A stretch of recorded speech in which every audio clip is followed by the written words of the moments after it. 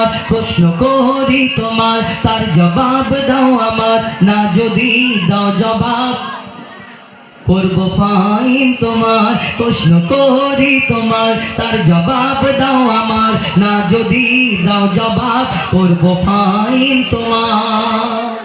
প্রশ্ন করো। করো। প্রশ্ন করার আগে তুমি ফাইন চাইছো। হ্যাঁ, তো উত্তর যদি না দিতে পারো তবে ফাইন দিতে হবে। আচ্ছা, প্রশ্নটা করো দেখি। ঠিক আছে, দেখছি। জানাজার রুকুয়ার, তুমি নামাজ পড়ো তো? পড়ি। কেমন পড়ো?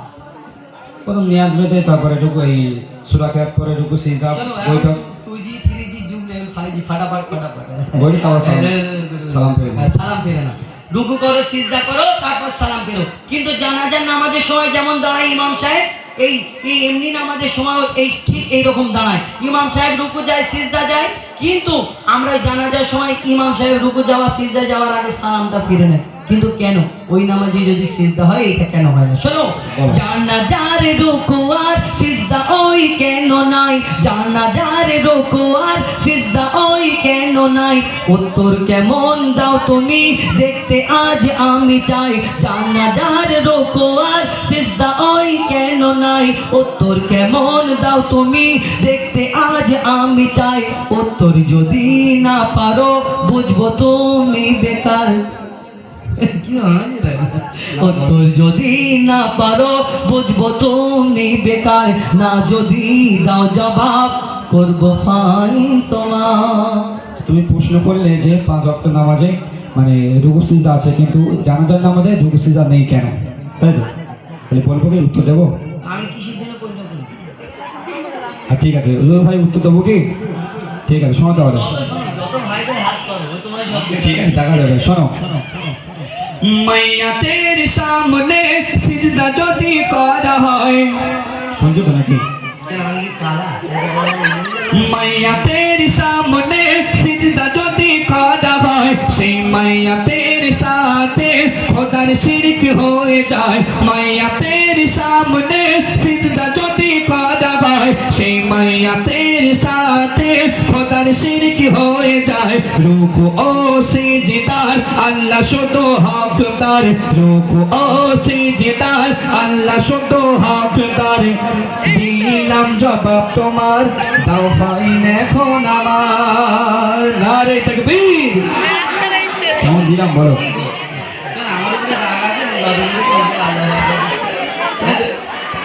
আমি তো উত্তর দিয়ে দিলাম তোমাকে।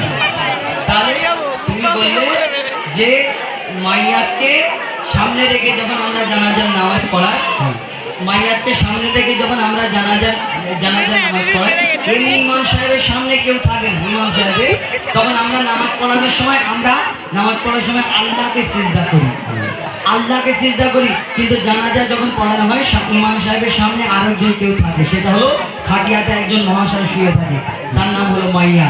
তাহলে যদি জানাজার মাগফিরাতে দোয়ার জন্য আমরা দাঁড়াই, যদি সেখানে রুকু সিজদা করা হয়, তাহলে সেই মাইয়াতকে রুকু করা সিজদা করা হবে। আর অন্য আমরা আল্লাহকে ছাড়া কাউকে যদি সিজদা করা হয়, তাহলে শিরক হয়ে যাবে, শিরকের গুনাহ মাফ হবে। ভালো উত্তর দিয়েছো। আরেকটা প্রশ্ন করবো? তুমি একটা আমি 10টা করো না, আমি রেডি আছি উত্তর দেওয়ার জন্য।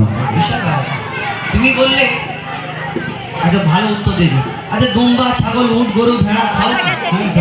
শুধু ঈদের সময় খেলাম তো। শুয়োর না, শুয়োর খায় তো হারাম।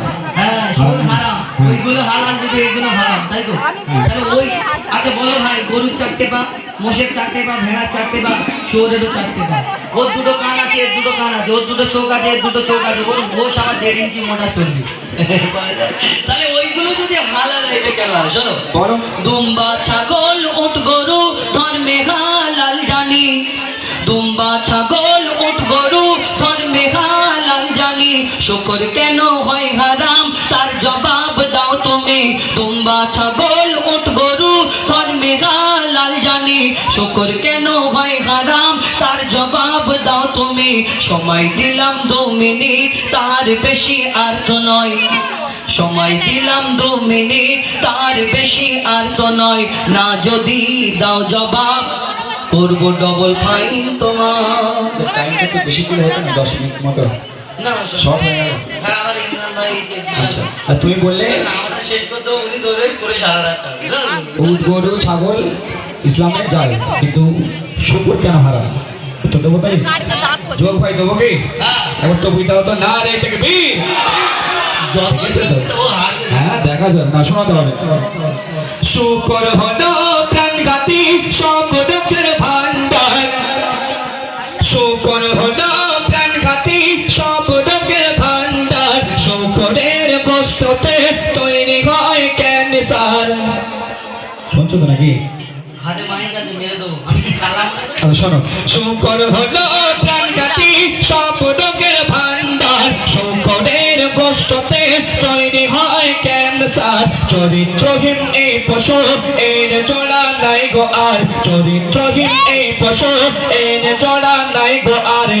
দিলাম জবাব তোমার, দাও ফাইন এখন আমার। নারে তাকবীর। কেমন দিলাম বলো? বাবা আমি কেমন দিলাম আল্লাহ। ঠিক আছে তুমি আমার ছাত্র না কি আমি বুঝবো। আচ্ছা ঠিক আছে হয়ে গেছে শেষ। শেষ না, এবার তো শুরু হয়ে গেল। মানে তুমি তো আমাকে প্রশ্ন করলে, তাহলে আমি তোমাকে দুটো প্রশ্ন করবো। দুটো হ্যাঁ জলদি করে কর। এই ইমরান ভাই এই তো উনি ধরবে। আচ্ছা ঠিক আছে, আজ চলে যাবো 7:30। শোনো তাহলে। মরা মাছ ইসলামে খাওয়া যে নয় হারাম, মরা মাছ ইসলামে খাওয়া হারাম। ওই জন্য বলছি আমরা, শুনছো তো শুনছো তো? তুমি হ্যাঁ শুনছি, আমি কালা না। কি বলো? মরা মাছ ইসলামে খাওয়া যে নয় হারাম। নয় হারাম। হ্যাঁ। ও বলে মরা মাছ ইসলামে খাওয়া হারাম। আমি চিন্তা করলাম নয় হারাম বলে যে আমি হারাম শুনলাম, কিন্তু আমি ভাবছি মাছ মরে পচে শুকিয়ে শুকো মাছ দিয়ে বেগুন দিয়ে রান্না করে খেয়ে দিচ্ছি, হারাম কি করে হয় বলো? শোনো, মরা মাছ ইসলামে খাওয়া যে নয় হারাম, কিন্তু মরা মুরগি ওই খাওয়া কেন হারাম? আশা রাখি এর জবাব দেবে সঠিক আমার, আশা রাখি এর জবাব দেবে সঠিক আমার। না যদি দাও জবাব করবো ফাইন তোমার। কি বলে মরা মাছ যদি হালাল হয় মরা মুরগি কেন হয়? হারাম। আচ্ছা মুরগি জবাই করতে গেলে মরে যায় তো? না, জবাইয়ের আগে যেগুলো মরে যায় বা ওই মটিয়ে যেগুলো দোকানে বিক্রি করে না, সেইগুলো। শোনো বলো। শোনো ভাই মুরগি ওই যখনই মারা যায়, তবে একটা কথা বলি মন দিয়ে শুনবে, ফের হয়ে গেলে বলবে আমি বুঝতে আচ্ছা, পারি। ঠিক আছে, বলো। শোনো ভাই মুরগি ওই যখনই মারা যায়, ওর যত রক্ত সব গোস্ত ওই শুষে নেয়। শোনো ভাই মুরগি ওই যখনই মারা যায়, ওর যত রক্ত সব গোস্ত ওই শুষে নেয়। রক্তে থাকে জীবাণু, গোস্ত দূষিত হয়, যদি জবাই করা হয় রক্ত সব বেরিয়ে যায়। রক্ত পান হয় হারাম, এই যে হুকুম খোদার, রক্ত পান হয় হারাম, এই যে হুকুম খোদার। দিলাম জবাব তোমায়, কি করবে বলো এখন আমার? ব্যাপারটা বুঝতে পেরেছি, মানে পুরোপুরি বুঝতে পারিনি, একটু খুলে বললে ভালো হয়। তুমি মাথা মোটা, হেড়ে মাথা। ক্লাসে 3 বার ছিলাম না, সেই জন্য। কেন এত ভালো করে বোঝা না? দেখো মুরগি যে আমরা দেখে টুপিওয়ালা দাড়িওয়ালা রেস্টুরেন্টে হোটেলে খেতে গেলে আমাদেরকে প্রথম এরকম দেখা যেত হালাল করা, জানে এরা মাছ মটনে খায় না। হ্যাঁ। কেন? এই যে কিল মেরে মেরে দেয় মাল, আই ওই কি বলে মটনে দিয়ে মেরে দেয়, জবাই করার আগে যদি কেউ কাউকে মেরে দেয়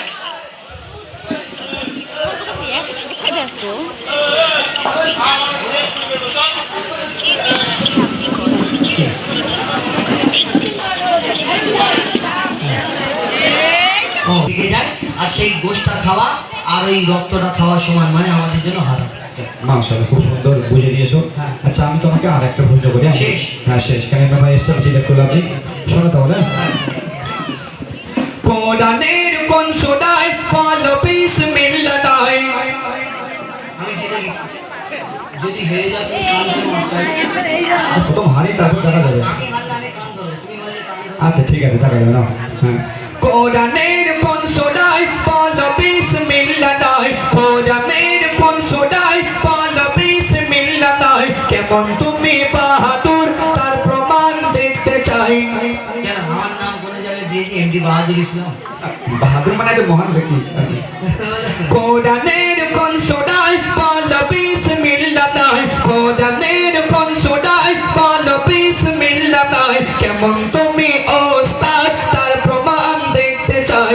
মনে হয় এর জবাব, মনে হয় এর জবাব নাই গো কাছে তোমার, মনে হয় এর জবাব কাছে গো তোমার, না যদি দাও জবাব শেষবারের মতো করবো ফাইন তোমার।